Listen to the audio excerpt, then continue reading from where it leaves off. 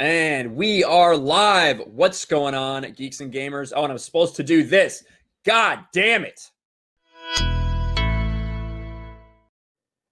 Every freaking time I screw it up somehow, but we are here with the Gaming with Geeks podcast, just like we are every Saturday morning at 10 p.m. Pacific, 10 a.m. Pacific, 1 p.m. Eastern. And I'm joined with our normal panel of Mark the Cyborg. Hello, everybody. I'm just saying hello this time. Oh, you couldn't even just leave it at that. He had to explain himself on why he didn't use so because many if I start words. saying more, for all I know, X-Ray Girl's going to walk in that door and I'm going to dox my girlfriend's face again. Well, once it happens once, it can't happen again. Just to remember that. She's out of focus the first time, though. That's true. And we also are joined by our Australian representation, Lethal Lightning. I think it's kind of racist how Sony isn't sending me a review copy of Last of Us 2. It is. I asked for one too, and I didn't get one. I put a tweet out. I said, I can't believe that they wouldn't give me a review copy. All I wanted to do was my job, but I could not get a review copy of The Last of Us 2. So I feel your pain, Lethal. And as an Australian, you're even more oppressed. Yeah, this nonsense needs to end. It's been gone for too long. Where are my people? Let's rise up. It's enough is enough, man. We want review copies of shit games. That's true. You guys are still working on fighting the emu wars, so I don't know. I don't know if you're gonna win that battle. Especially with the Terminator emus you got packing now. Yep, it's an uphill battle. That's right. And then, as always, we're joined by the most oppressed man in the world, Jeremy from Geeks and Gamers. What's good, blah, blah. Yeah. Okay. There you go. Wow. I did better than Jeremy this time. Best intro yet. It's not like you've been doing this for 5 years or something. No, I'm triple tasking right now, or quadruple tasking. So I'll be on camera later, but I'm trying to upload and edit this video. I do want to apologize, everybody. I've been exposed once again for my my undying love of The Last Jedi, and so I'm working on an upload video right now to make fun of the weirdos that have done that. So yes, I'm here though. That's right. And Adam says even his own mouth is oppressing him. That's certainly how it seems. And we have Raging Rhino in the chat with an Australian $3.99 super sticker. It's a fist bump. So thank you very much, Raging Rhino. Appreciate that. So we've got a couple things to talk about today, guys. One thing that happened, obviously you guys may have seen it over on Twitter. Myself, Jeremy, a couple others got into it with specifically one games journalist, Eric Cain.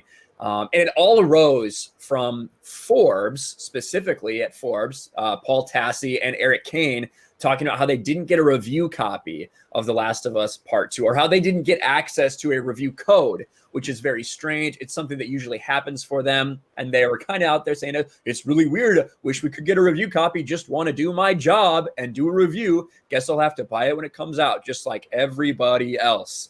Been busting my ass for 5 years as a Star Wars fan. Been busting my ass 5 years as a Shield journalist, and I deserve my review copy of Abby Beats Down Men. Yeah, that's right. And that's basically how it came off to a lot of us. So we got no back and forth. Listen, Eric, I didn't know really anything about Eric Cain before this, but knowing how he literally went and spurred out and replied to basically every single person that replied to him tells me basically how upset he really was about that thing and about the backlash that he got from it, especially when you have a verified Twitter account with over 30,000 followers who's getting, like 7 to 8 likes on all of his tweets. Whereas we are just absolutely blowing him out in terms of interaction. So he was a little upset, but we wanted to talk about the topic of games journalism in general. Now, to be quite honest, I did a video right after that. And for the first couple minutes, before I just started shitting on Eric Cain, I actually took a look, and I think that the reason Forbes may not have gotten review copies is because Paul Tassi did an article about The Last of Us 2 leaks. And I think Sony and Naughty Dog didn't like that. I think that is a reason why they withheld a review copy, which is garbage, to be quite honest, that they would do that. If the status quo is to give a review copy, but since someone did an article about how Naughty Dog is covering the leaks and you withhold that from them, I think that is a garbage way to do business. But it's still funny that these people who have been shilling and covering, not talking about the actual controversies with The Last of Us Part 2, don't get their copies. Yeah, I mean, it's ridiculous. And I mean, I'd never heard of the guy. Apparently he did some good coverage during Gamergate. I don't know if any of you guys can confirm that or not. I'd never heard of the guy though. It just, his tweet came across my news feed where he was like so upset about it, and that's a little I'm overplaying. He just said he was disappointed he's not getting a review copy, and I find that to be like the most. Again, are you doing this for free copies, or are you doing this because you like video games? You know what I mean? Like at the end of the day, I just feel like it came off as entitlement. And when I've seen how the mainstream media as a collective unit has absolutely ignored all of the copyright abuse going on, yet the moment that there's a positive story, or the moment they can write a fucking story about Naughty Dog turning off comments on their tweets, where they can say they're shutting down the trolls, universally across the board, we saw this coverage. So that's why I went after him. So, and he made it significantly worse after we started in on him.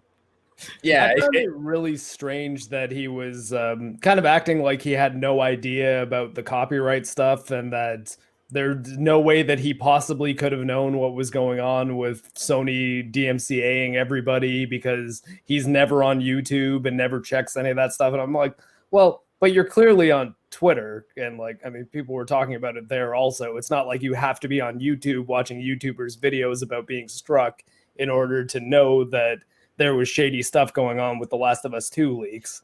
So I don't know. That's probably the part of it that I found most strange in his reaction.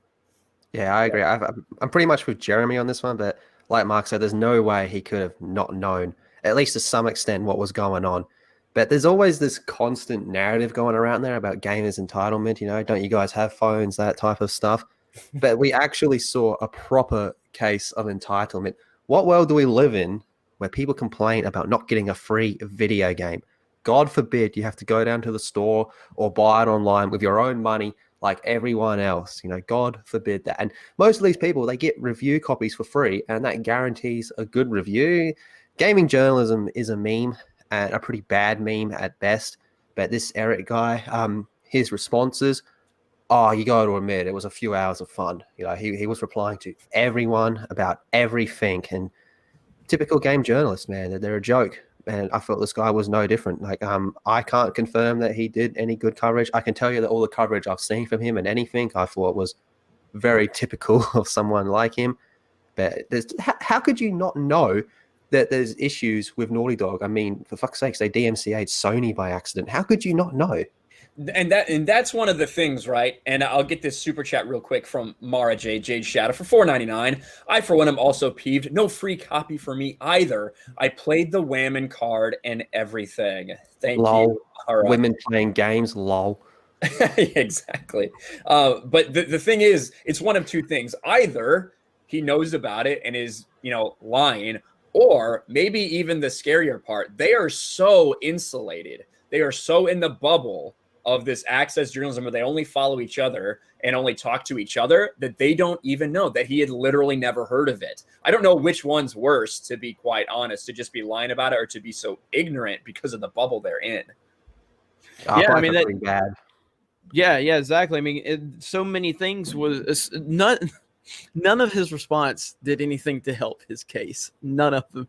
And in a lot of different levels, is it actually just confirmed everything we say. They live in their own bubble. Either there's no good scenario. If you haven't heard about the copyright abuse, that's not a good look. And if you're lying about not knowing about it, it's not a good look. No scenario of you being a games journalist and not hearing about the biggest gaming story over the last month, not hearing about that, no scenario helped him in that case. So it's true, though. The bubble is real. The bubble is real in games journalism for sure. So yeah, exactly. You're right. If hypothetically, if he didn't know, which for the record, I believe he absolutely did know, But if he didn't know, how is this guy qualified to be a journalist? And this is the biggest story going on. I mean, I have no way of confirming it, but I think he knew, and he just wanted to make Jeremy look like Jeremy was being an assoul, like by being like, "Oh yeah, well, like maybe you should tell me that there's copyright abuse going on instead of yelling at me for not covering it." It's like, well, would you be reacting like that if Jeremy wasn't yelling at you? Like, and there's two things, right? They're complaining about not getting a review copy, which is part of it. Realistically, I'm sure all these people can write that off as a business expense, even if they do have to buy it. One thing they're really upset about is that everyone else is going to have a review of this game by June 12th, and they will not have one until June 19th. It's about the access. It's not just about the free game. It's the fact that they get early access in order to give a review. And that hurts their website, and it doesn't get them as many clicks, doesn't get them as much recognition because they don't have that access. Yeah, and the clicks are entirely what it's about in that sense, because I think I remember him sort of saying that he was like, no, like it's my job to inform consumers about if this game is going to be good so that I can tell them whether or not they should be getting it on opening day, because that's when people want to know if the game's good or not. And I'm like, no, that's when the people want to know that the game is bad. But like the odds of you giving The Last of Us 2 a bad review, like, come on, man. There's no way you're going to play that game and be like, yeah, save your money. Like all of the major outlets are going to be giving this game at the lowest. They're going to be giving it an 8, even if the story is absolutely horrendous, which without giving away the leaks, it seems like the story is probably not going to be great, if not terrible. So I think that it's a weird notion to take the consumer advocacy angle when it comes to that, because people who aren't going to buy the game opening day will read a review in a week. They'll read a review in 2 weeks. They're not chomping at the bit to buy it. Yeah, no, you're spot on. It is all about those early clicks for them, and I think as YouTubers we can kind of understand that. You know, sometimes if you get to something quick or first, it blows up. You know, which is good, and that's probably the same outlet that they're going for. But when it comes to something like this, like when you're supposed to be an actual professional, wouldn't the quality of your review and the honesty of your review, shouldn't that come first as opposed to getting it out quickly where you've probably already written half of it before it's coming out? Gaming, it does my head in, gaming journalism. It really does. There's no shame with them. So, what do you expect? It's true. Yeah. And I do have to say though, what the fuck? I don't know why I did that. Let me share my screen real quick. So this is an article from Eric Cain. This happened a day or two after all of that stuff. It's basically about The Last of Us 2 install size on the PlayStation 4. But he does talk about something right here. Meanwhile, the YouTube gaming community is riled up, to put it mildly, after Sony allegedly sent a whole plethora of DMCA takedowns to YouTubers, both those who posted leaked footage of the game and those who apparently only discussed said footage. While discussions that included game spoilers are unfortunate, they are not copyrightable. And then he does talk about social media users, people invoking the Streisand effect. So he actually did talk about this a little bit in an article. So got to give him some. When was this article? What's the date on it? On the 29th. This was yesterday. Oh, okay. So this was after we we called him out, after I made a video about him, after Jeremy made a video about him, all of that stuff. So yeah, I gotta hand it to him for that. Then it seemed like this is like, especially considering the impression that our community might have made on him biting the bullet and just covering the story anyways is somewhat commendable, I'd say. Yeah. Does he admit to not knowing it at the time? Does he actually own up to it, or is he just being like, I wouldn't expect him to be taking that much accountability, but no, he doesn't put anything about that. But he basically, listen, it's hidden in an article about the size of the game, but it is in here. So I at least wanted to say, hey, he talked about it. Now, the only other thing that I need you to do, Eric Cain, like I said in my video, you misspelled Zack Snyder's fucking name. Get that right. It's Zack Snyder. It still says that. And you messed up the release date of Justice League in the third paragraph, the third sentence of this, November of 2017. Get it right. Do your research. You look up like the digital release or something like that. Yes, that's like exactly Justice League dropped on iTunes on March 2018. That's exactly what it is in the Google Play Store and stuff. That's what it is. So So that's, again, that's the I guess that's what you can expect from Eric Cain. But he's not the only games journalist that's been kind of fucked up. Before we move on that one you had before, you said that was yesterday, right? Huh? The one that he wrote, you said that was yesterday. Yep. So it literally took him getting blasted on Twitter for him to find out what's going on. And this guy's supposed to be a quote professional. Yes. What the fuck? You guys have to bring me the stories you want to see. Like, no, bro, you do research. It's the biggest story. It's the biggest fucking story in gaming. The hell, man. Well, apparently YouTube is just one massive blind spot. We don't matter, so nothing we talk about is worth reporting on. Yeah, that's it. We've got a couple chats here. So Yotam Darkstar with the rainbow unicorn for $1.49. Thank you, Yotam Darkstar. And then Biggles Mets for $2 says Forbes suck. They deserve nothing. Yeah, I agree. Forbes does suck. They don't deserve anything. So good, well said, Biggles. Good to see you here.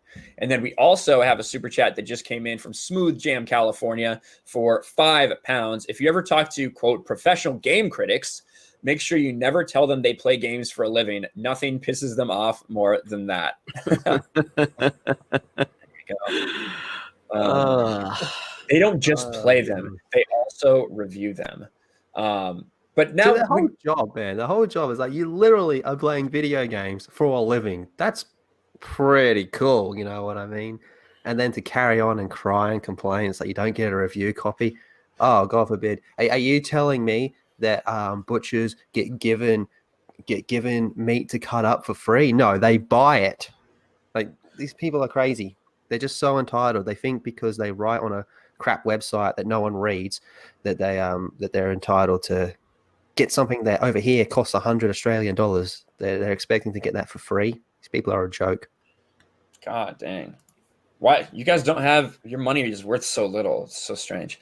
But that's not the only issue of games journalism in the work this week. So we also had this. So I just want to go through a couple articles here on Vice. YouTube's Skyrim Grandma is taking a break after reading the comments.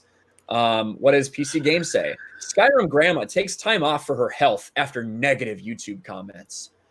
Skyrim Grandma is taking a break because of internet assholes from Kotaku. And then VG247, YouTuber Skyrim Grandma announces she is scaling back streams for the sake of her health after receiving patronizing comments. Find the one that says Skyrim Grandma bullied off of Instagram after her controversial role in The Last Jedi. I'm sure that is somewhere, but you know what? Skyrim Grandma, despite the fact that she is in her 80s, is on Twitter. She is on Twitter. She actually responded to VG247. And that's their tweet. YouTuber Skyrim Grandma announces she's scaling back streams for the sake of her health after receiving onslaught of patronizing comments.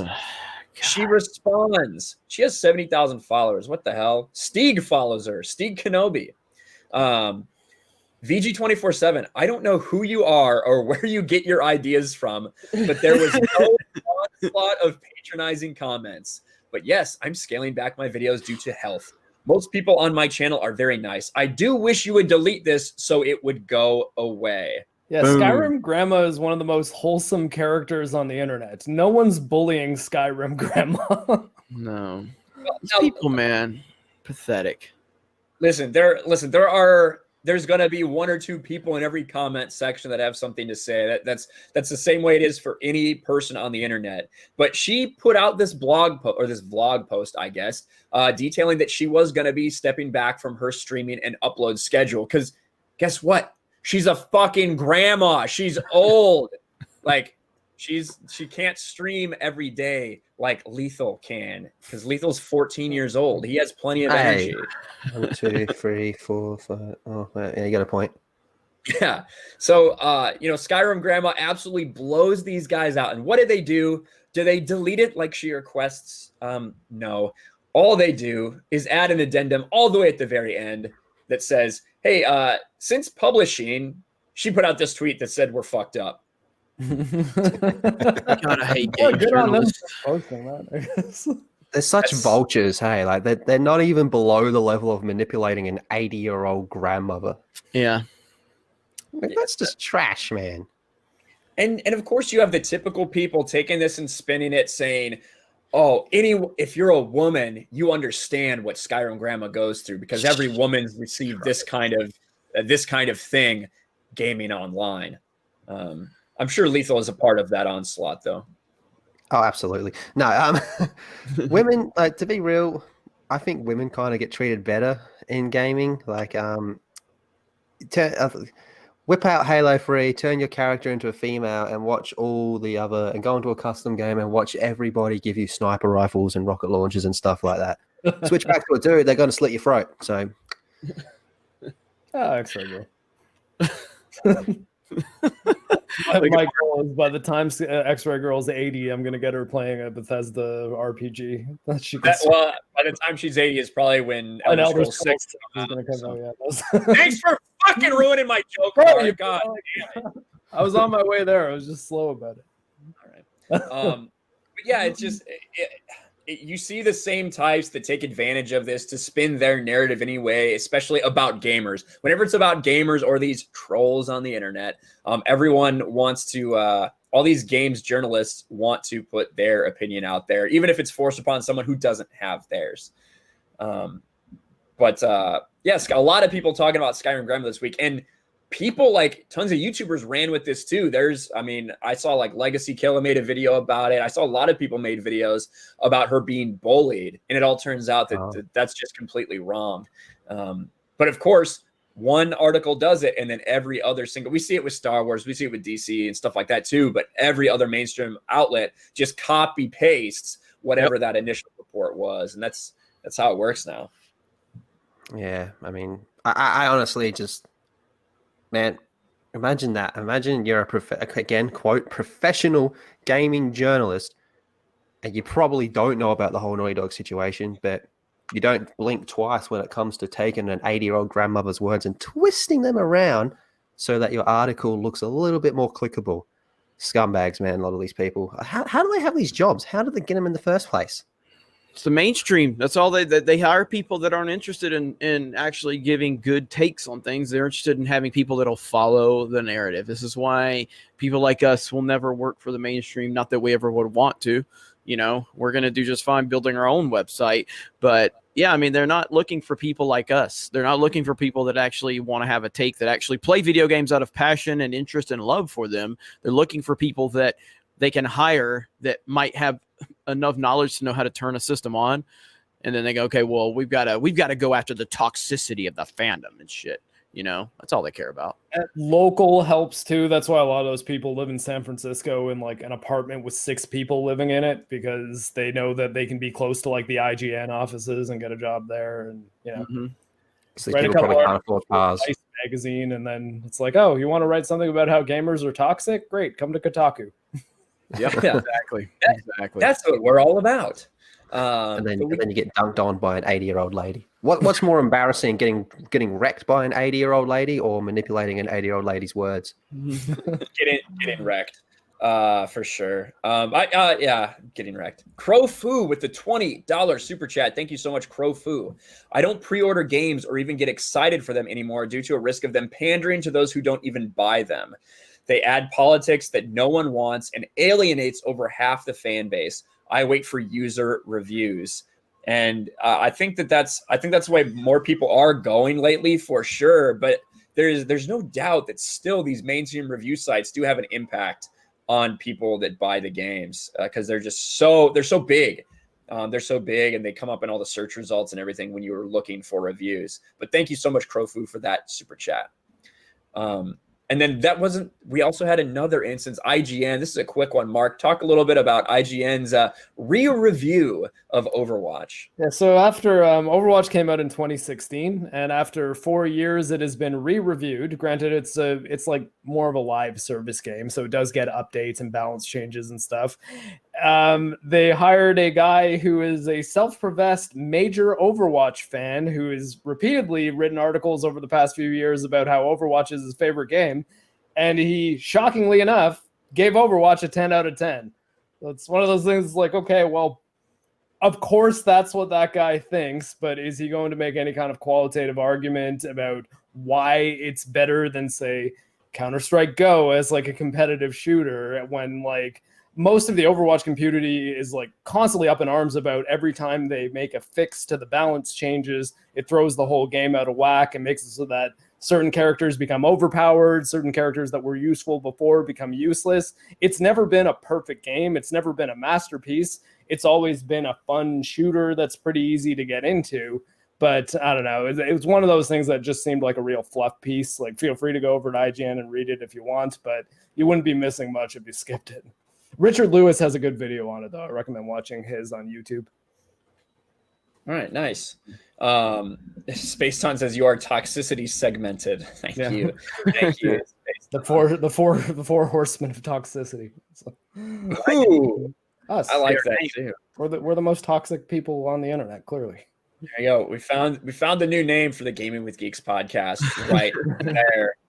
Right there. But there's a couple of Can I give a shout out to Ryan for actually going on and accepting my friend request on geeksandgamers.com. I've really I got fucking bullied into doing it. And then Yellow Flash exposed you grifter. Yeah, so. I know. Speaking of getting exposed for liking The Last Jedi, I hear Jeremy's also been exposed yet again for liking The Last Jedi. It's tough. It's tough. I'm uploading a video to Geeks and Gamers right now for it though. So. Oh, perfect. His apology video, guys. He was in a bad headspace when he said he liked The Last Jedi. So,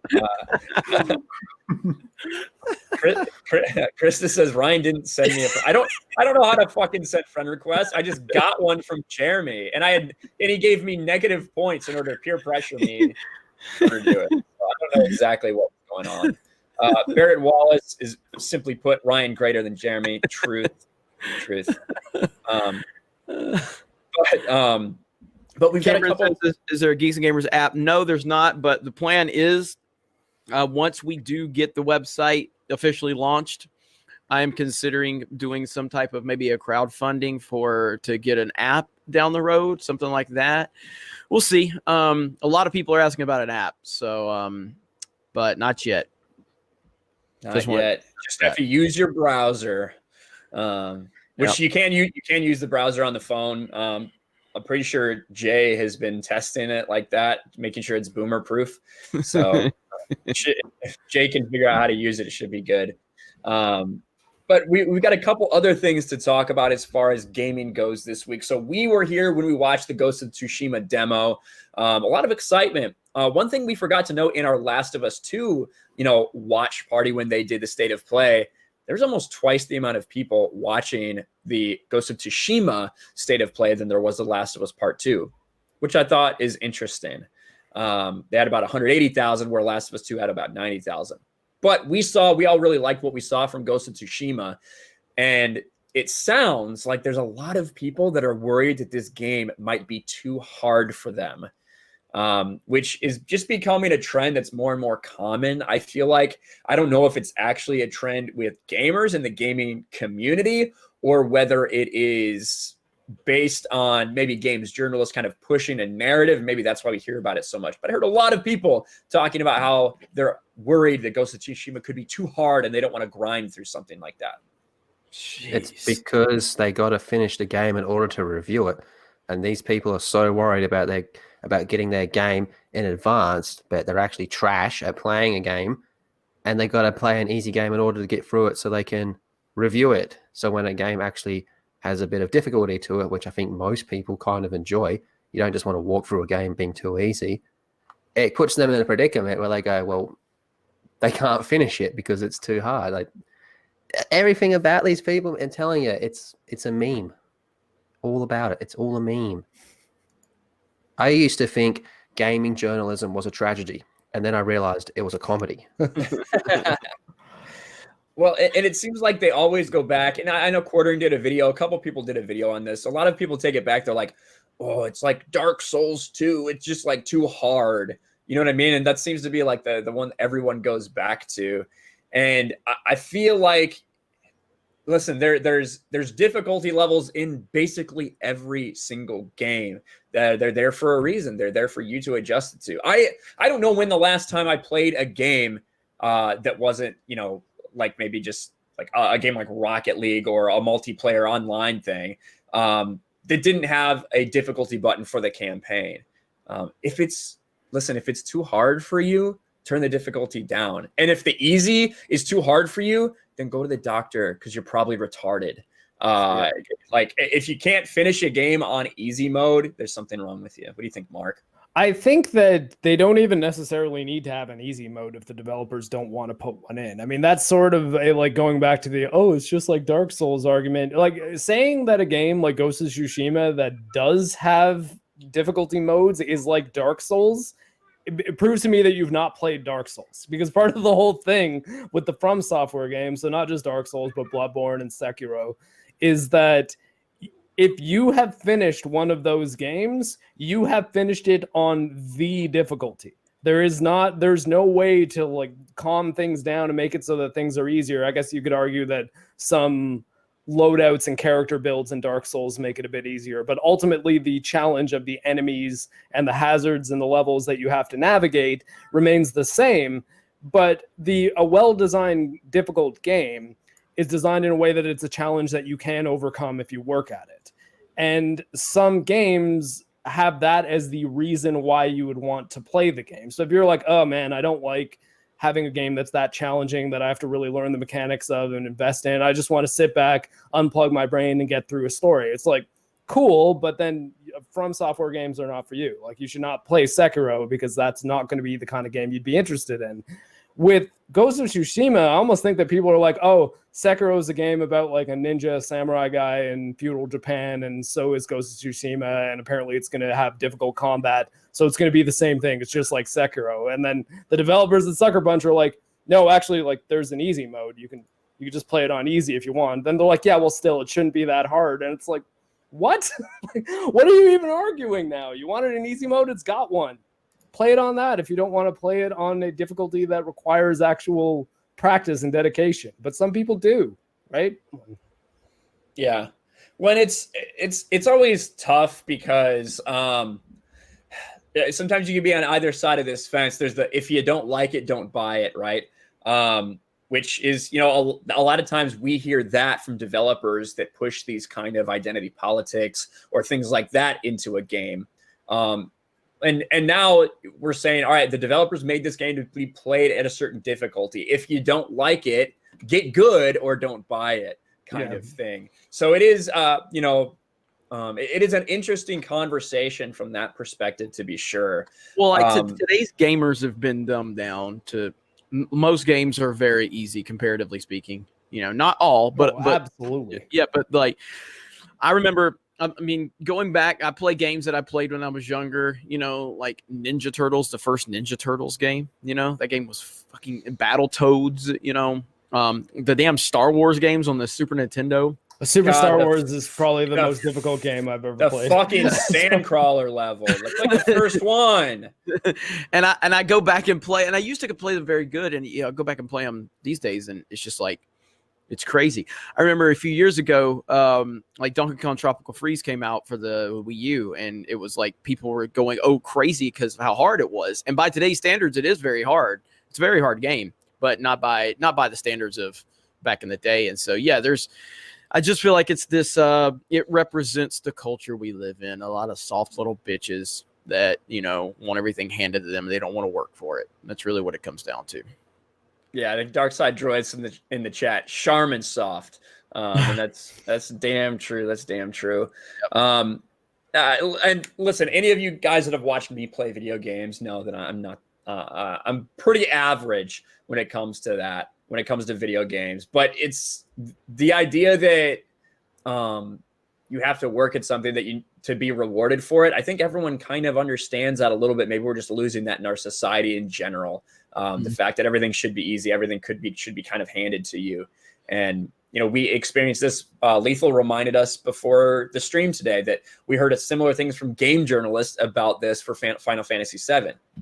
Yeah, the best gaming site you could possibly find, Kotaku, top tier stuff. So when the demo for Final Fantasy VII came out, their take on it was that it was too difficult, and they got ripped to shreds because everyone said it's not really that difficult. Plus, there is an easy mode if you want to put that on.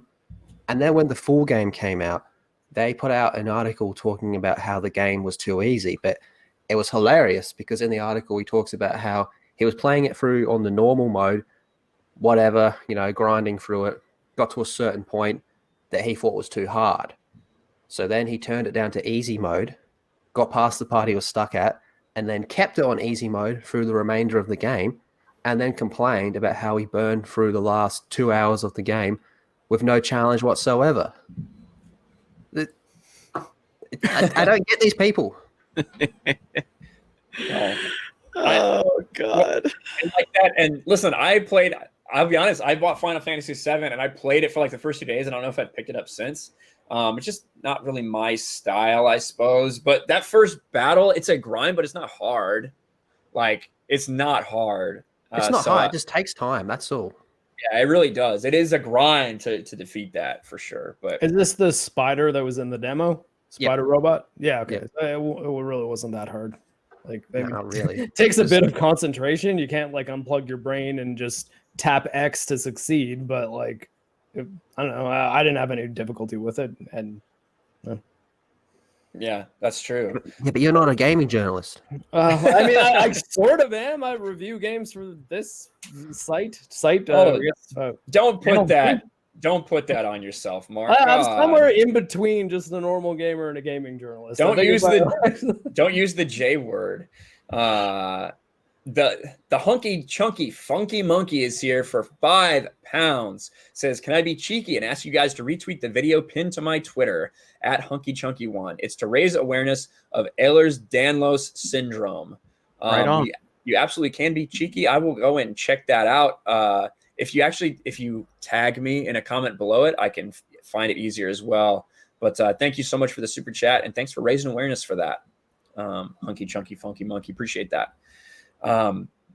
We got a couple other things to talk about too, like The Witcher. The Witcher is relevant this week because the Witcher franchise has just passed 50 million in total game sales. Which, considering the fact that there hasn't been too many of them actually released, it's pretty impressive.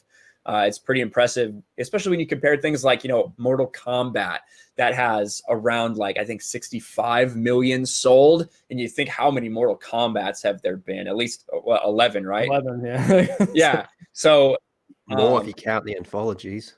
Yeah, I was about to say like Sub-Zero and Game Mythology, Sub-Zero. And was there more than one and then Shaolin Monks. That was the other one.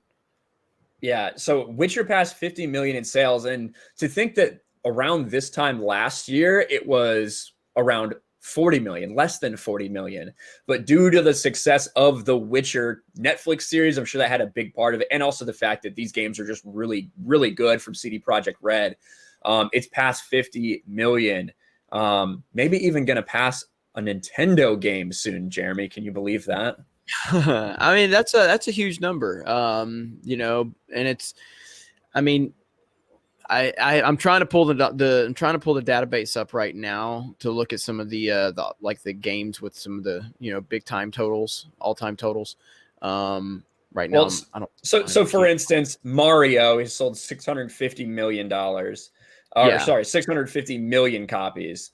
Obviously, right. Mario is a franchise that's been around a long time, has had a lot of entries into it. I don't know if that includes like Paper Mario and stuff. Oh, it consists of sub franchises like Super Mario, Mario Kart, Mario Party, Mario Sports, and Mario RPG. So yeah, every Mario game basically ever that has Mario and even Mario Kart is in that. But some things that, Witcher's looking at, the next up in the gaming franchise would be like Dragon Ball, 54 million, Metal Gear, 55 million. So it's coming up towards Metal Gear, which has been several Metal Gears as well. Battlefield, Donkey Kong, 58 million copies sold. So if it can pass something like Donkey Kong that's been around so long, and it's been so popular, especially Donkey Kong 64. I love that game. But I think that's pretty impressive and speaks to the longevity of The Witcher, just how many people are still playing Witcher 3 right now. Yeah, and I think I might be wrong here, but I also think it's relatively cheap on a lot of platforms these days. So that does help as well. But when the Netflix show came out, and I enjoyed the Netflix show, I thought I enjoyed it. I know some people didn't, but whatever. But it did definitely give the franchise as a whole a push because the games went up and the books actually sold out for a bit. They had to reprint more books. So I think it all comes around, show kind of exposed it to more of a mainstream or a bigger audience. People went back and played more games, which led to them buying more books, or the books led to them buying more games, and it just went through a massive cycle. And, Witcher 3, I think it's a fantastic game. I wouldn't mind playing through it again sometime, but more power to CD Projekt Red. I quite like them as a company, so it's good to see them doing well with a good product. Yeah. Indeed. And I mean, it just goes to show you how the next big company in gaming can very easily come out of nowhere. Because realistically, I mean, people are looking at The Witcher now like it's this huge multi-medium series that has like books and a Netflix show and tons of games and spin-offs. When like really it started out as just an indie studio from Poland making a game that wasn't particularly well received. Like the original Witcher game was not a smash hit by any stretch of the imagination. Even going back and playing it now, it's not even particularly good, to be honest. Witcher 2 was a big step up, but was still sort of a cult hit at most. Like the Dragon Age games were really outselling it a lot. Yeah. I think they gained a lot of ground when they ported it to Xbox 360, a port that most people thought wasn't going to be possible, but they managed to get the game running pretty well. That's actually the first Witcher game I played, was the 360 version of 2.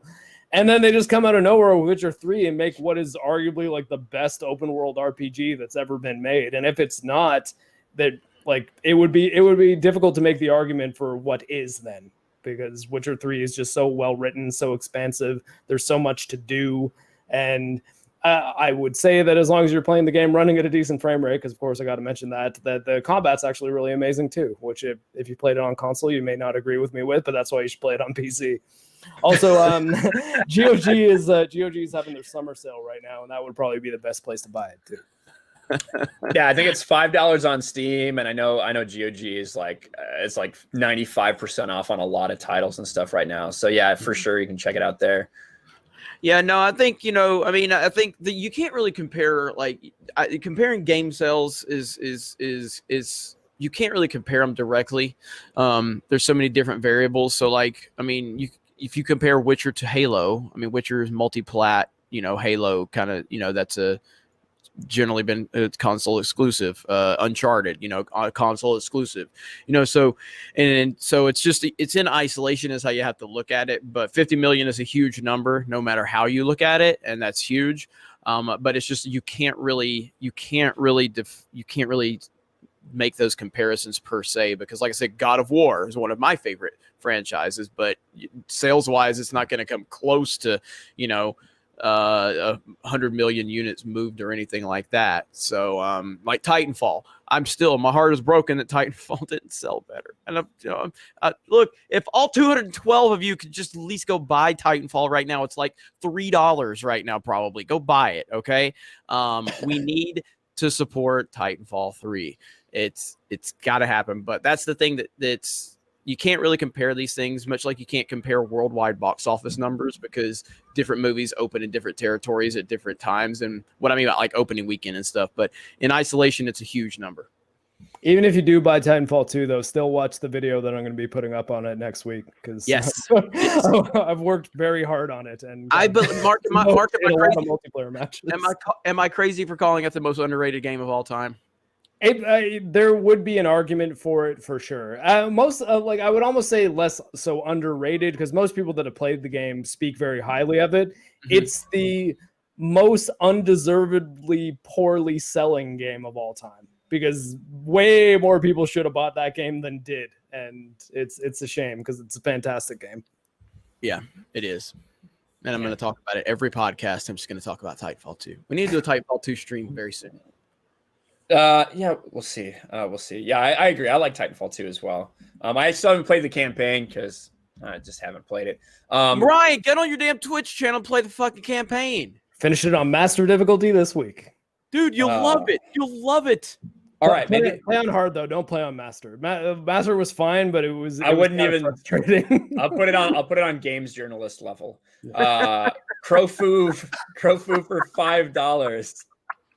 Crowfu says, I hope The Witcher 4 is in the past so we can create a character who die in the Battle of Kaer Morhen and also see the young Vesemir and other characters. Well, I do know, and Darkside Droids mentioned earlier, they've stated that Witcher 4 is not going to be about Geralt or Ciri, as far as I know. So it is supposed to be like a new story. That's what the next Witcher game is supposed to be. So we'll see. You might get your wish there, Crowfu. Thank you again for the super chat. I think it's good that they're done with Geralt and Ciri story. Like, it was a good ending. I don't want to see it milked to death. I'd be up for seeing more of Ciri. Ciri, yeah. Well, mostly not because like of her being an attractive lady, although that doesn't hurt, but just because I really like the ending of Witcher 3 without spoiling too much. But Ciri's in an interesting spot at the end of that, and I'm like, oh, I kind of want to see what happens with that. I think we should start a thing that gaming journalism should be an actual difficulty level in video games. Yeah, I might be onto something there. I made reference to that in a video, and the Force Unleashed 2 one, because the mod I put on it was kind of breaking one of the QuickTime events, so I had to put it on easy mode in order to like actually get through it. And I refer to the difficulty mode I set it to games journalist. Nice, perfect. So it wasn't an original joke, I see. So Witcher 4 is going to be how about Yennefer became a hoe? Possibly, Will. Possibly. I'm sure a lot of us would like to see that, as long as she wasn't so ugly originally as she was in Netflix. That was terrible to watch. No, that's how she is in the books too. She was always a hunchback. Yeah, we don't have to see that. That's gross. But the worst part about the Witcher series, for sure. But we also have some news about another game that's doing surprisingly well in Season 5, and that is Apex Legends. Speaking of Titanfall, and Apex Legends has, had a good launch, and it's kind of died off a lot. But Season 5, they've got a lot of players left at a time where there's a lot of other things to play. So what do you make of that, Mark? I think that it's actually kind of an example of when there's competition in a space, it can sort of draw more attention to everything else that might be in that space. Because we actually were touching on this a little while ago, how Warzone, Call of Duty Warzone's player base was skyrocketing and Apex's was kind of dwindling. But then it seems that once Apex launched its 5th season, I think a lot of the people who played Warzone, and maybe they might be people that like got into the genre because of Fortnite and decided like, hey, when I play a game that actually plays well and like has good shooting mechanics, this is actually pretty fun. Got into that like sphere of the genre, the more kind of hardcore, like core gamer version of battle royales, and we're like, oh, maybe I'll check out Apex too. So I think it's been getting a flood of kind of like overflow from Warzone, which I think is cool because it means that if the battle royale genre, which like love it or hate it, like I don't mind playing them from time to time. I think it's getting a bit played out, and I think things like Battlefield and Fallout 76 trying to shove battle royales in might not be the best idea. But it means that more people will be getting into free-to-play games that are a little bit more hardcore in nature, and hopefully it'll get spillover into things like the core Call of Duty games or stuff like Titanfall 2, because Apex exists in the same universe. Yeah, I mean, the way I'm looking at it is I'm happy that Respawn is, doing well, because ultimately if that company does well, then it increases the chances of a Titanfall 3. I'm not the biggest battle royale fan, and maybe I haven't given them a fair shot. I played Mark's favorite game, Fortnite, for like three games, and then I gave up on it. And he's been really adamant about like, hey man, you should really give Fortnite a better chance. It's a really great game. We have great community, does great things for the community. And in case you're new to the podcast, I refuse to touch the Epic Game Store, and I will not ever play Fortnite. What if I told you can play it on PC? I know you can play it on PC. You can play Fortnite on a friggin' phone if you want to. Access to the game is not the issue. But I'm really I'm happy from that perspective. I probably should give Apex another shot. Again, a lot of things are about expectations. And when I heard about Apex Legends being, in the Titanfall universe, I immediately thought Titanfall gameplay, pilots, wall running. I knew there wasn't going to be, the mechs, and that's fine. But maybe I need to give it another shot. I mean, as a big Titanfall fan, as you know me, Mark, should I give Apex another shot? Here's the thing I could tell you about Apex that might make you look at it in a slightly different way, because I've actually played a fair amount of Apex in the past week while working on my Titanfall video. In Apex, you're sliding and scaling of a wall, so like climbing up a straight wall. The Apex heroes are more agile than the Titanfall pilots, so you can slide much faster and further on the ground, and you can climb up a wall much further and faster than you can just climbing up a straight wall in Titanfall.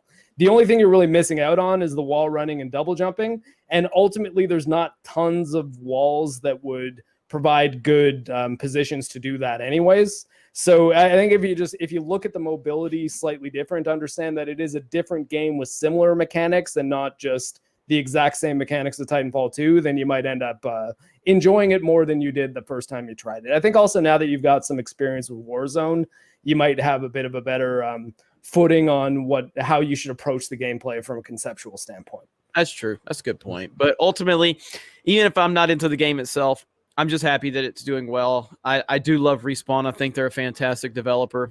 They did a good job with Fallen Order. They did an amazing job with Titanfall 1 and 2. So I'm glad they're being successful so they can continue to give us good games. Yep. Yeah, agreed. I have it downloaded and I've never played it. So I probably should play it at some point. I'm sure if you guys want to play it, just let me know, and I guess I'll play at some point. Me, Mark, what does this say? Me, Mark, fuck Epic Games, Stror. I agree with you, Frank the Tank. I don't know what this means, but there you go, Frank the Tank. Hey, do you guys want to see? Do you guys want to see us games do some gaming streams on this channel? As opposed to we're always on Twitch, but do you guys want to see us stream some here on this channel as well? Just let us know what you think about that. Because we do have some people that just don't have Twitch accounts, and we definitely need to. And we can use that to pimp the Twitch for those who aren't aware. Mm-hmm. Me and Lethal were talking about that the other day about what we need to start doing here on the channel. We definitely need to start playing some more actual gaming streams here.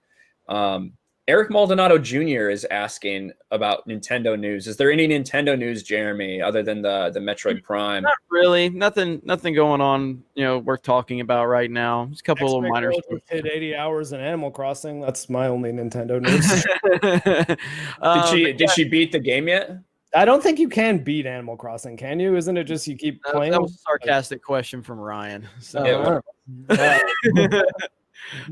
There's nothing there's nothing that I've seen on my radar, but to be fair, it's been a pretty busy week for me, and I've been paying more attention to the craziness going on in the world than any news cycle stuff, but there's nothing that I've heard that's jumped out. There was the listing for or did we talk about this last week, the listing for the Metroid Prime trilogy on that Spanish. I don't know if we talked about it on the podcast, but obviously I did the video for the channel, so Swedish, not Spanish. Swedish, sorry. Yeah, Ironcaster. That's true. One of them European countries. Ironcaster did mention the updates to the Universal theme park with Nintendo, which is, again, I think I'm going to do a video on the main channel and to talk about this so I can rip Galaxy's Edge apart again as the shit pile that it is. And that what they're doing with Nintendo Land is incredible, regardless if you're a Nintendo fan or not. That is so authentic to Nintendo, and that is what you want from a theme park designed to something that has a long history. It looks incredible. Is that Florida and California too, or just like Japan? So that's Japan, the one that we have images of, but they are building a Nintendo Land or a Nintendo World in Orlando. I don't know about Universal yet. That's something we can obviously talk about on the Park Hoppin' podcast here a little bit later. But the one in Orlando will be slightly different. than the one in Japan, but for the most part, they'll have strong similarities, and they'll have a Mario Kart ride, which is all that really matters. Is it just go-karts? I don't know if it's gonna be. It's probably a simulated ride, Go-karts, and they give you like Nerf shells to chuck at each other. Yeah, because I mean, like Awesome. I know none of you guys have been to it, but I mean, like if you look at the technology they used for the Pandora, the land of Avatar, Animal Kingdom, which is easily, and I'm not the biggest Avatar fan, but my God, that ride is the single greatest ride I've ever experienced at a theme park. It's incredible. And they've done similar stuff, like they've done a lot of cool stuff with the Harry Potter rides at Universal. So the technology that they're going to be able to utilize is probably going to be pretty great. So I know Jay, Drunk 3PO is the biggest Avatar fan I've ever met. I believe Dave Filoni was a quick follow-up, just how it really normalized sex with animals. So I know Dave was a big fan of it as well. I've never heard him speak on it though. Did you guys have sex with an alien horse with your ponytail, it's not sex. You're mentally connecting with it. You're becoming one with the horse. So he likes it even more then. I mean, you also connect with each other when you're having sex, but let's not talk about that part of it. Did you guys see Drunk? He was playing on Twitch, and Krista Joe was in the comments, and he thought it was Krista Nova, so he was talking to her about all their like inside Geeks and Gamers jokes. She was like, she wouldn't get in, and finally Tugs was like, "That's not our Krista, that's Krista." He's like, "Oh, what the freak?" It's pretty good. I didn't see that part. That's funny though. Nothing like getting catfished by your friend, or like by someone who's pretending to be your friend. We've got Peter Beater for $1.99. And it's just a picture of Ryan Johnson. Y'all got a game on this channel and plug Twitch. I agree, Peter Beater, and I love that name. In a John Campia way, I love that name. So that was good. So thank you for the super chat. We've also got some news when it comes to next gen console wars, which are really just heating up. We know when PlayStation is going to do their first reveal. It's going to be June 4th, Thursday. So this coming Thursday at 1 p.m. Pacific, 4 p.m. Eastern. That's going to be in like the middle of the night for Lethal. So I don't know if he's going to be able to do it, but I know that me and Mark are going to do it. We're going to make Jeremy do it too, no matter how busy he is. We're going to do a live reaction to that on the channel. I hope that it is better than Xbox's game reveal. When, if they just show a little gameplay, it'll already be better. But a lot of people speculate about what we could see. Will we see any of the actual PS5 exclusives for this PlayStation reveal? Because that's what we want. We want to see the exclusive. We don't want to see how, this game will also be ported to PlayStation 5. We know that. We don't really care about that. We want to see the exclusives. We want to know, even if it's not coming out at launch, we want to hear an announcement about Horizon Zero Dawn 2. We want to hear about Spider-Man PS5. We want to hear if there's a God of War sequel. All of these things. What do you guys kind of expect we could see from this PS5 reveal? They better do something, because and they better leave the likes and dislikes on. They're not going to. I think they will for this. You don't think so, Mark? Did they for Ghost of Tsushima? Yeah. Yes. Oh, okay. The only thing they've turned it off for was for Last their of Us. the random PlayStation Studios logo Yeah. reveal. I don't know why. And then for the Last of Us stuff. Those are the only things where the likes, dislikes, and comments are off. I mean, at this point, I know Mark is very much against announcements of games that aren't really, there's no tangible thing to give outside of an announcement per se. But I think that this is an important one right here to announce games that are either in development or will be in development for this system. Like for this announcement, I think that's important for people to know, like, hey, this is coming. You don't have to give a date. You don't have to give a time frame. But, to give those announcements, I think that's crucial for this announcement, especially with all of the bad optics they've had in recent months. Yeah. Mark, tell me why I'm wrong, Mark. Go ahead. I think he can't take it. He can't take it. I think it's being dishonest. I think that if you're not going to be showing games that are like imminently going to be coming out, like a reason you need to be buying PlayStation 5 this year, showing them at all is just saying, hey, buy this thing that you're buying it for a game that's going to be coming out after we've done a price cut or a new revision of the hardware that's going to be more powerful. So you might end up buying this, what will be a useless chunk of plastic in the 3 years when God of War 2 finally comes out, or God of War 5, whatever they want to call it. God of War Norse Chapter 2.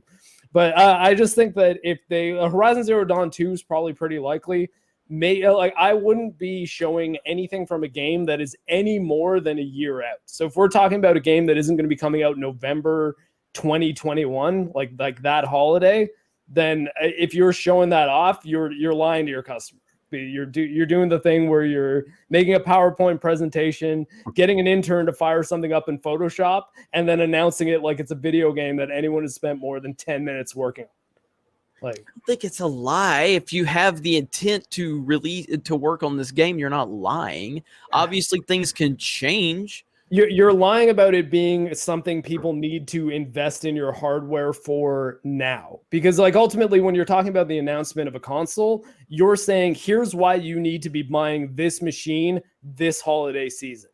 And it could be like, yeah, no, there's a promise that this game is going to come out later. But if you're mostly selling people on games that are going to come down the line, knowing that we might be entering an era where PlayStation 5 Pro might be next year, it might be a year and a half from now, they might start doing more revisions with like slight hardware tweaks and updates. Things like price drops happen too. So I don't know. I just think if if I knew that Xbox Series X would be coming out when, or I guess the S, I think, came out at around the time Halo 5 did. It was like the next summer. I might not have bought an Xbox One because I was primarily buying it for Halo 5, even though that didn't work out for me. But I don't know. I don't like the idea of especially selling hardware on the promise of games that may happen, but aren't 100% for sure happening, and definitely aren't happening anytime soon. I think it's dishonest.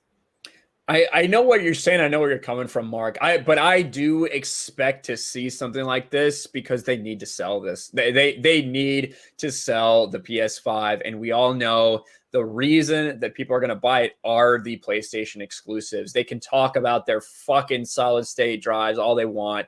Like they can do all these stupid presentations about why the load times are going to be faster. At the end of the day, people care about what games they are playing.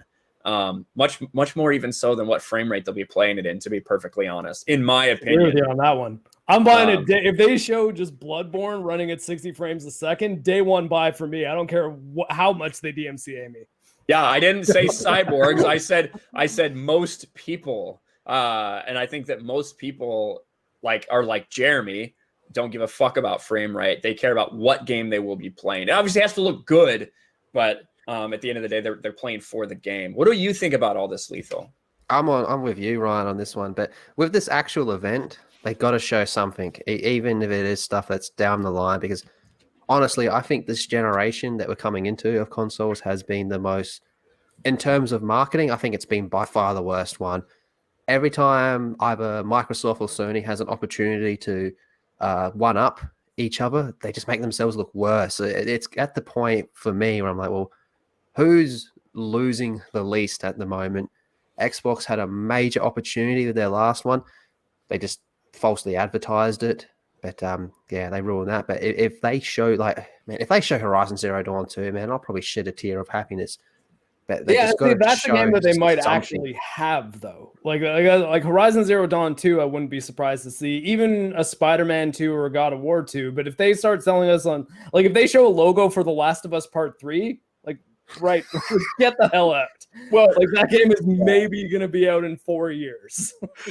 But I still go back to, and I got two people on here that can obviously confirm it more than I can. But even when Snyder, I don't know if he was actually there, but when they announced Batman versus Superman with simply that logo, it was like people lost their fucking mind. You know what I mean? That was a moment that just oh my God, it's coming. And it's like there was no footage. There was no nothing. It was just like, boom, there's the logo. And it was enough to make people lose their mind just to know that the idea is official in terms of the company that is, responsible for handling it. They are announcing that this has been greenlit and it's in development. That's huge. Yeah. That's part of fandom. I agree. I agree. And it's all about like payoff at the end. So in this case, even though you might not have liked Batman v Superman, they made the fucking movie. You know what I mean? Like they did make it. It might have disappointed some people. But in the case that probably Mark may about to be bringing up, Elder Scrolls 6, where they did just that, just played some music and showed the Elder Scrolls 6 logo. And then 2 years down the line, you get told by them, hey, just calm down. Stop asking us about this. We have literally no idea when this is coming out. Just hold your horses, bucko. Like that is when then you could definitely, they fall within the right to criticize as far as I'm concerned. Yeah, well, I mean, they also showed Starfield's logo off that they probably have much more work done on than Elder Scrolls 6, and we still haven't seen anything from Starfield either. Granted, this... Remember what Behind said.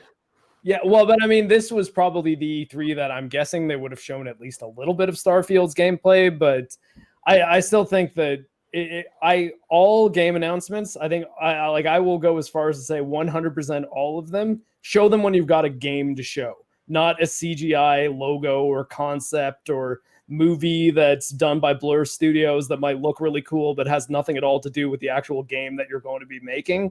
I think we've gone past that point, because before, like in the PlayStation 1 era, you couldn't show gameplay footage that would really wow people. So you often announce games with like a CGI short that's in the middle of Final Fantasy VII would be the thing that you would use to like wow people at E3.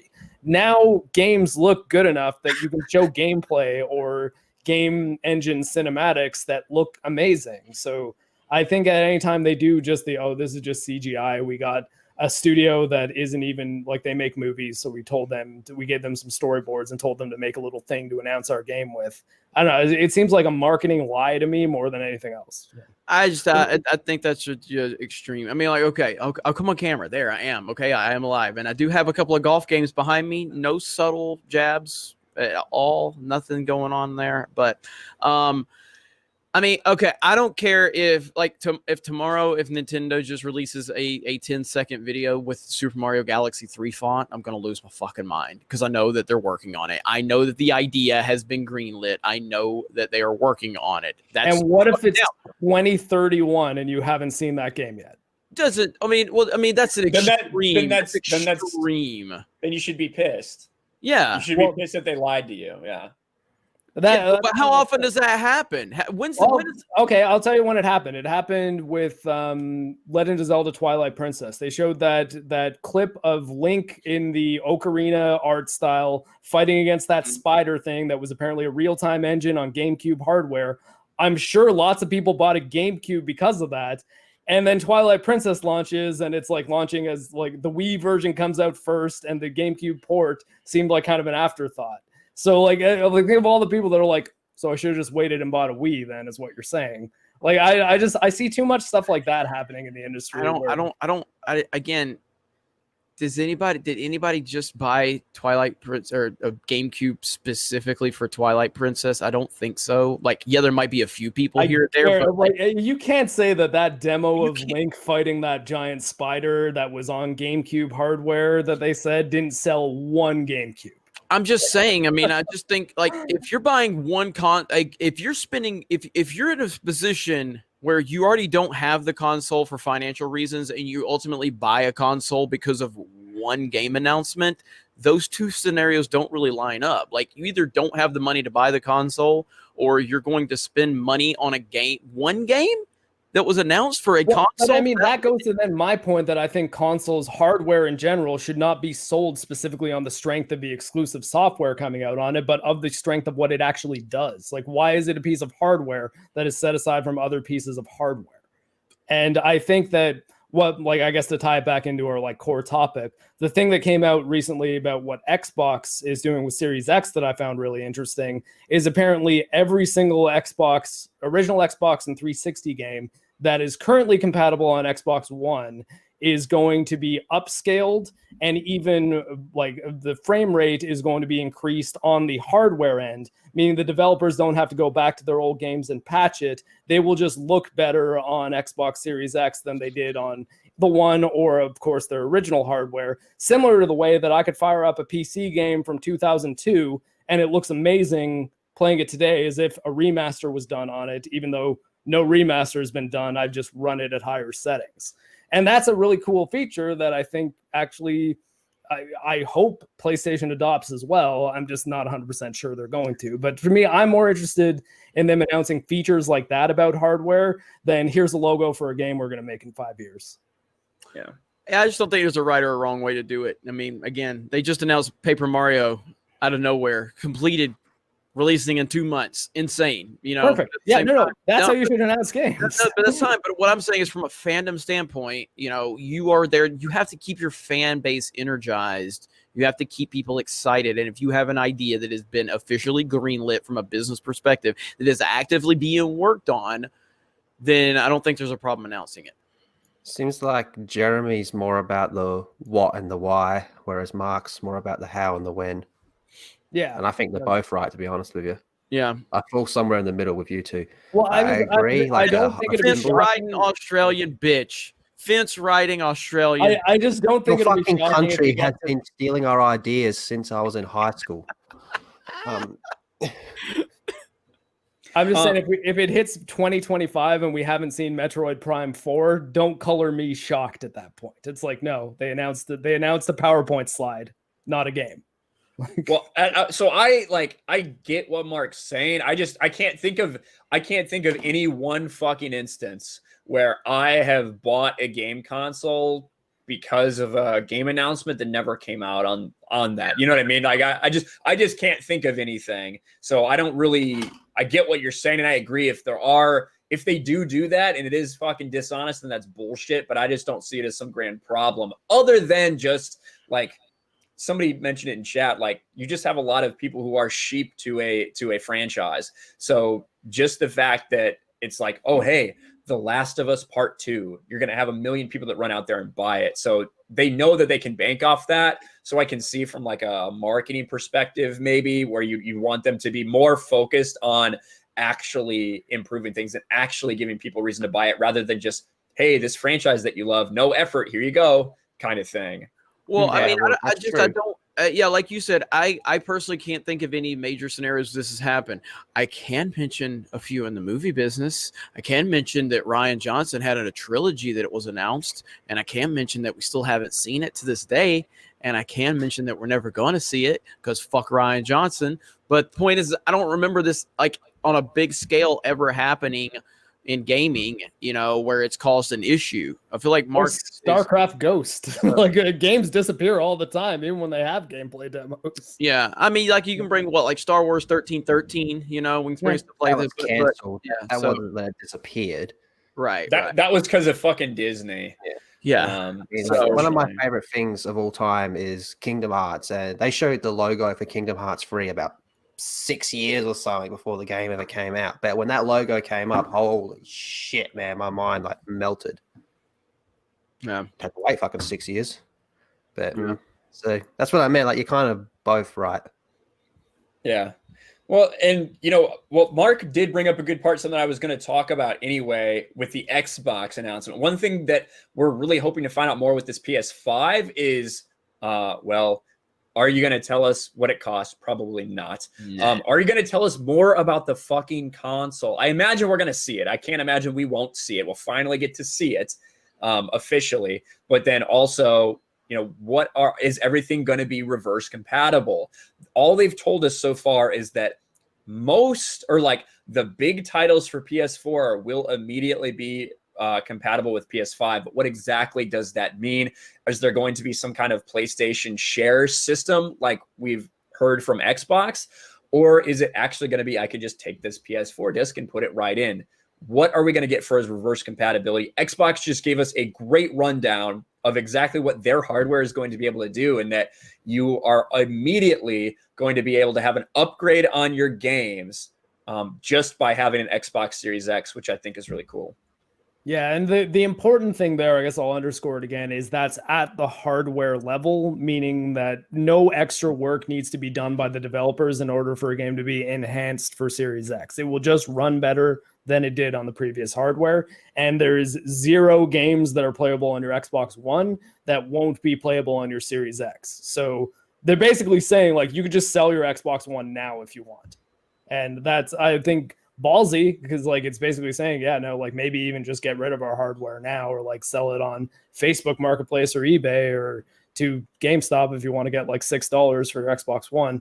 But I don't know, like Sony has been a bit cagey about that. I know they've said that like, oh yeah, like you'll be able to play your PS4 games. 100 or so of them will be enhanced for PS5, but I personally would like to see some details on that, because I could just see them being like, yeah, but there will be certain games that are incompatible. And then it's like, which ones? It's like, well, you know, like 600 or 700 of them, not really that big deal. Like it being a shockingly like large number of games that you just won't be able to play. But then a year later, they'll be like, oh, good news, Uncharted 4 remastered. And it's like, okay. I wouldn't be shocked if that happens. Yeah. I mean, like you said, I don't think the price is the thing I think right now that we're really locked in on, and I mean, do we have any, isn't the assumption that the PlayStation is going to be higher priced? Yeah, it's almost inevitable. Unless they do something drastic and literally take a loss on it, like, or sell it at basically wholesale, which I just can't see them doing. I think they absolutely should. Like when you consider how much of a markup they get on games, and just even not necessarily first party games, but every third party game that they sell on the PlayStation Store, they're making 30% of that sale on. So like, if you tell me you can't lose $100, $200 even per console, like that's pretty much what companies like Apple and Samsung do with their phones. Yeah, it's so right now, I think the assumption is that it $500. Is that what we're expecting, Mark? What do you think it's going to come out at? I'd think $4.99 USD is probably going to be the base price for both of them, if not one and then the other one being more expensive. I really doubt, based on what I've seen from the specs that they're putting in, that it's going to be $3.99 or $3.99 or even $4.49. That being said, like I'm guessing, like I don't really have anything firm to base that on, and it will largely depend on whether or not they're willing to take a loss on the hardware unit themselves. I think Microsoft's in a better position to do that though, because of Game Pass. Game Pass being a subscription service that they're basically going to say, look, everyone that's buying this, it's kind of a no-brainer to get Game Pass. So we've got $10-15, whatever. I think it's 15 here a month, 10 in the States. $10 a month coming out of every one of these people for probably at least a year, and that will make up the $120 that we lost on the system. And if they keep Game Pass for 2 years, boom. Yeah, and Microsoft is absolutely killing it with Game Pass right now, especially when you look at the numbers for what is it, PlayStation Now? Is that what PlayStation uses? Yeah. Microsoft's killing it in regards to that. There's no doubt that the PlayStation is a more expensive piece of hardware, which is really sad when you look at all the numbers, and it seems like Microsoft may perform better, that the Xbox may perform better, even though they spent less money. It's scary, but of course it's all about SSDs. What do you think, Lethal? I love SSDs. It's my favorite thing. Now I had a heart attack at that price tag. That's about 700 Australian dollars, right? It'd be closer to 750 Australian dollars. I'm really looking forward to next gen gaming, but I can't justify paying that. That's crazy. Jeremy, I need a raise. We need to rewrite that contract, mate. I've been trying to buy you a Switch for 3 months now. You won't let me. So that's why he's just been holding out for a PS5. I can't find the damn thing anyway to buy it for you anyway. So it's not like there's nowhere to be found. So yeah, but that's a steep price, man. Like. And your robe. I still got to get your robe. So yeah, that's priority. I'll take that over the PlayStation. That's actually what was going on in Minneapolis. They were just upset that they were out of Switches. So that's why that happened to that Target. There was one person at that Target that was looking for a Switch. I'm willing to bet at least one. Well, considering there was one person looking for lamps, Legos, I would assume there was at least one person there looking for switches. I saw a picture of one guy in like an N95 mask, like carrying a Lego set out, and I was like, there's the guy right there. He's just like, I'm just gonna sneak in here. Those Star Wars ones are like hundreds of fucking dollars, man. Yeah. It's ridiculous. We do have a super chat here. Another one from Crowfu. Again, thank you so much for the $5 super chat. I'd be okay with a Witcher 3 remaster that has cut content and visually better. Well, and that's the thing. Maybe on the Xbox Series X, if you just it'll just run better. If that's how it's working, that's pretty insane. And it's pretty, revolutionary that they're going to be able to do that with hardware without any requirements for software. It's not really, though, because that's what PCs have been doing forever. Like it was always just that you have minimum system requirements for a PC game and then recommended requirements usually. But the thing is, as long as the operating system is still compatible with an older game, you can install that game on your new system and it will be the same game you played, but you'll be able to run it at much higher settings and have it look much better. So this is just consoles doing that, which, like, to me isn't like, oh man, this is revolutionary. It's like, well, about time. Like, that should have been what was happening this entire time, instead of them making us buy remasters every time a new plastic box comes out. I don't know. I sound frustrated, but I'm actually happy about it. I don't know how many times I've bought Kingdom Hearts because they keep re-releasing on the next console. Like, I've got like 2 or 3 different collections of the entire series. I can count on my hand the number of times I bought Kingdom Hearts because it's a fucking 0, because I think that I don't like the game. So I played my brother's copy. I know you guys want to play Broforce, so I'll have to look into Broforce. So I have got Broforce. So yeah, there you go. What that is. It's go ahead. Sorry, what I was saying is, though, is that like the same copy of Half-Life 2 that like came out in 2003 that you would have been running in 480p, you can run in 4K now on a modern PC and it looks amazing. It's still the same game. It's just running on better hardware.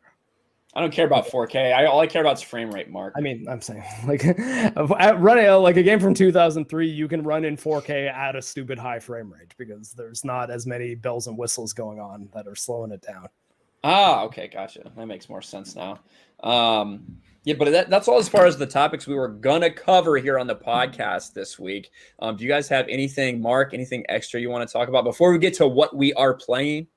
I don't think so. I might need to recheck the message I sent you on Twitter to see if there was anything else that I added to the list of topics. I think there's a couple things. I might have ignored 1 or 2 of them. All right. Yeah, I do send a lot of frivolous stuff. So yeah, I guess that's it from me. What about you, Lethal? As Mark goes into darkness. I think I'll just sit here and wait for my review copy of The Last of Us 2, because God damn it, I am entitled to it. No, that's it. That was everything I sent. Perfect.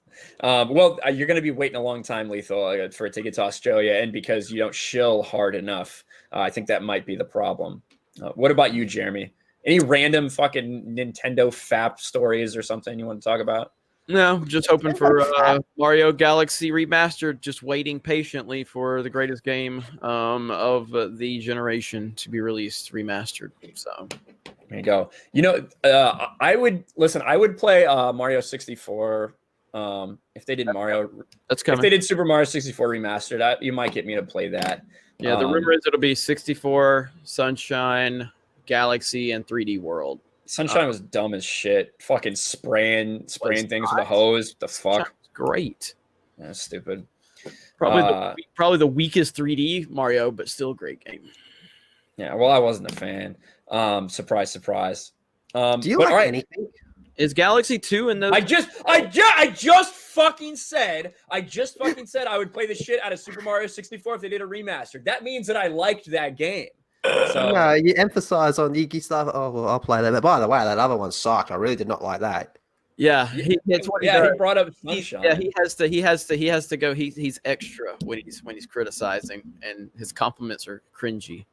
So, Super Mario World is the best one. I can't argue with that. I don't know what that is. I ran away. Wait, are you fucking kidding me right now? Which one's Super Mario World? Even I know what that one is, and I don't play it. How the fuck do you? Which one's that one? The fourth one. It's Super Mario Brothers 4. They just called it Super Mario World. It's the Super Nintendo version with Yoshi. Okay, all right, we go Yoshi one. All right, that's all you had to say. The one with Yoshi. One. You're like that fucking mom. He's that in GameStop that That's all you had to say. I didn't know what world that was. X Nintendo, the Nintendo. I just need a Nintendo. The Yoshi one, the fucking Yoshi one. I'd call That's Super all- Mario World 2 the Yoshi one. It was called I'm the Yoshi's one that Island. allowed this motherfucker to host the show. Yoshi's Island is the one I'm talking about. I allow him to host a show. This is an indictment on me right here. Jeremy, my bad decision making. Jeremy hasn't even been listening this entire time. That's why he's been off camera. He's been doing other shit. That's why he needs people to host this for him. This is the most hostile episode of the Gaming with Geeks podcast. The Yoshi one. What kind of idiot have I hired? There's a fucking million Mario games. How am I fucking supposed to remember? And I don't really fucking like most of them. I do like that game though. I just didn't know it's called Super Nintendo fucking World. God. Super Nintendo World, classic. It's called Super Nintendo World. That's No. First Yeah, part. you got it Super right. Mario World. The fuck you call it? Biggles Nets for $50 says, Ryan, editing out your swear words out of a highlight video is the hardest thing in the world. Well, don't edit the swear words. Jeremy, you leave him alone. That's right, Biggles. Thank you for coming to my defense. Thank you for coming to my defense. I wonder how Noah feels. Noah's always editing our videos where we're dropping like 20 F-bombs for this little 2-minute video that he uploads to the Fandom Menace. It's so funny. I don't know. But so as far as it goes for what we're playing, I've been playing Super Mario World. No. I've been playing Batman Arkham Knight. I'm almost done with that. I kicked Jason Todd's fucking ass last night. Bitch ass Arkham Knight, fucking punk. I'm about to go tackle Scarecrow. Then I've been playing Rocket League. We played Rocket League, and that's actually a shit ton of fun, to be honest. You need to get it, Lethal, because you'll have a good time. I'll make that happen right now. It's what, $10? Mm-hmm. So it's probably cheaper, really.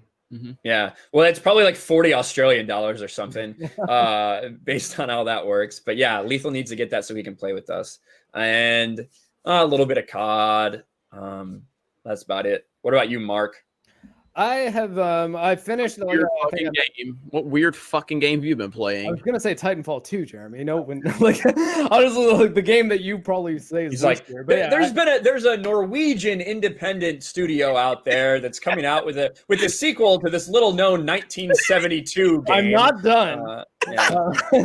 So I finally finished Titanfall 2 on master difficulty. I actually played I was capturing footage for my review. I played the last half of the game on master and then just looped around to the front and finished off the last couple levels so I could get the achievement. Played a fair amount of Titanfall 2 multiplayer because I needed to be talking about the multiplayer as well. Found out that the thing about Titanfall 2 multiplayer in 2020 is it's nothing but the sweaties left. So it is hard. Mm-hmm. And but I eventually got a bit better at it. The first few games were like embarrassing. I almost want to post them to my No, dude, it's like it's top tier. It's the top tier bros now, man. Yeah, man, it was rough. But the mechanics are so good that it actually doesn't take long before you're like, oh, okay, I'm kind of getting the hang of like a loadout that works for me and some strategies that work better. Oddly enough, though, Ronin Titan is like my main Titan. I've switched from the Tone to the Ronin. If you play Titanfall 2, you probably get that. If you don't, it's Greek. Watch my video next week. I've also been playing Dead Cells because I'm planning on the week after that probably plagiarizing Boomstick Gaming's review of it, as is tradition. No, I'm going to write my own. But Dead Cells is really good. It still holds up after, I think it's been out for like 3 years. It was the one that an IGN editor got famously fired for plagiarizing a YouTuber's review of it. But yeah, no, that game still holds up very, very well. And it's a roguelike game, so it's permadeath. It is on the hard side, but they've made a lot of quality of life improvements and stuff. So I'd like to take a closer look at that game. And I'm almost at the end of Trails from Zero, which is my weird, obscure Japanese role-playing game that I'm playing a fan translation of. That is all. All right, what about you, Lethal? Well, let's see. A little bit of Titanfall 2, a bit of COD, Neo 2, and I've been playing around with the new Mortal Kombat characters, so that's mostly me. Aftermath. Aftermath.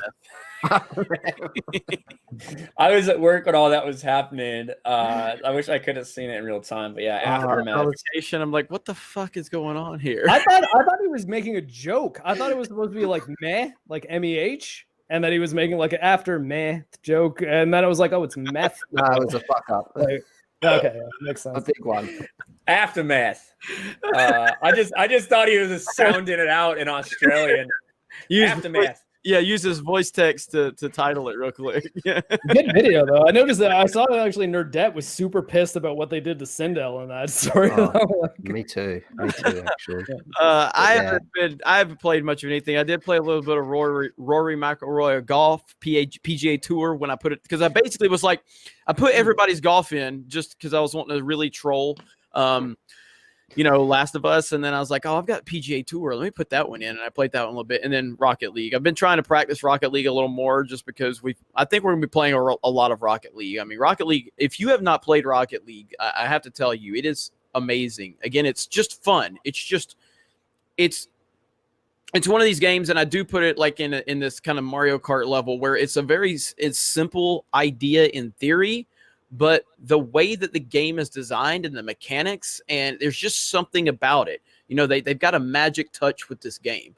Anybody can make this game, but I think that what they have done with this game, with the magic touch they have on it, it's a really fun game. It's absolutely amazing to play it.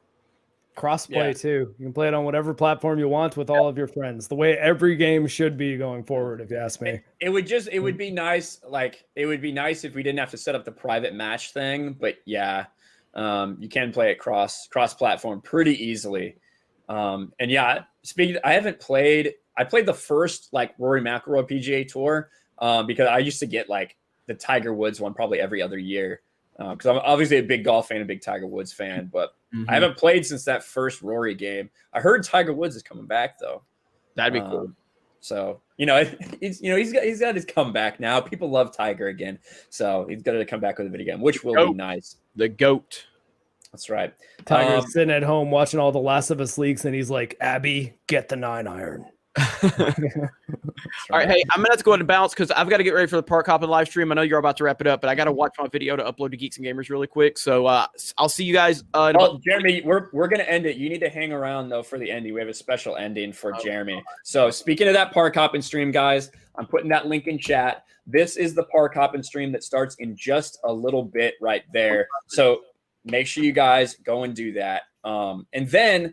Yeah, thanks for being here. We'll be right back here next week with everything that you guys all want in your gaming news updates. We do appreciate you guys being here. Until the next one, we will talk to you later. Peace. Ooh, I love The Last Jedi, and I think he did a I love The Last Jedi. I love The Last Jedi.